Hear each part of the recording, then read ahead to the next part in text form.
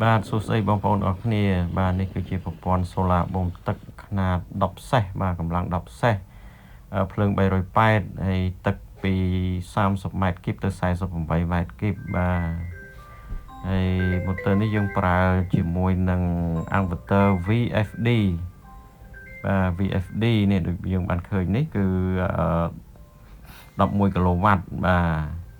យើងប្រើជាមួយនឹងផ្ទាំងសូឡាចំនួន28ផ្ទាំងផ្ទាំងគឺសម្រាប់ម៉ូទ័រ10សេសបាទហ្នឹងហើយឥឡូវនេះយើងបានតម្លើងរួចហើយបាទហើយយើងឃើញថាកម្លាំងទឹកគឺចេញបានខ្លាំងល្អCU 80បាទគឺពេញល្អហ្មងបាទហ្នឹងហើយសូមអរគុណបងប្អូនអរគ្នា